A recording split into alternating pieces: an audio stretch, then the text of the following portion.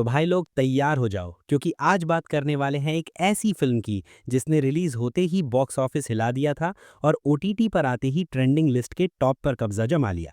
जी हाँ, हम बात कर रहे हैं धुरंधर की। और अब जो खबर आई है उसने एक्साइटमेंट को डबल कर दिया है।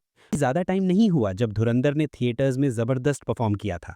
बाद में जैसे ही ये ओटीटी पर आई, लोगों ने इसे हाथों हाथ ले लिया। इसकी सबसे बड़ी वजह थी इसके रॉ कैरेक्टर्स, रियल इमोशंस और दमदार प्रेजेंटेशन।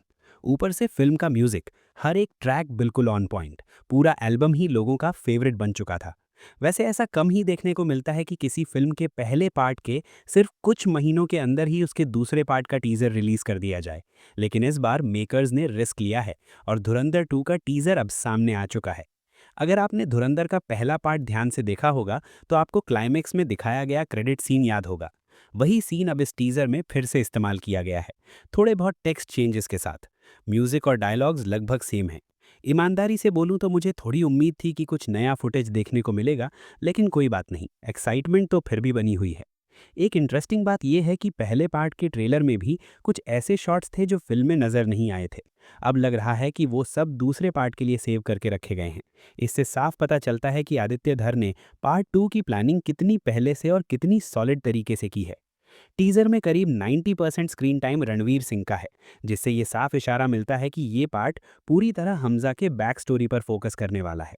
कैसे वो रहमान डकैत के पूरे एम्पायर को टेक ओवर करता है, वो जर्नी देखने को मिलेगी। लास्ट में रणवीर का जो डायलॉग है, ये नया हिंदुस्तान है, वो कहीं ना कहीं बहुत जाना पहचाना सा लगता है।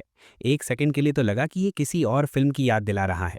अब क्या ये सिर्फ एक कोइंसिडेंस है या किसी बड़े कनेक्शन की हिंट है?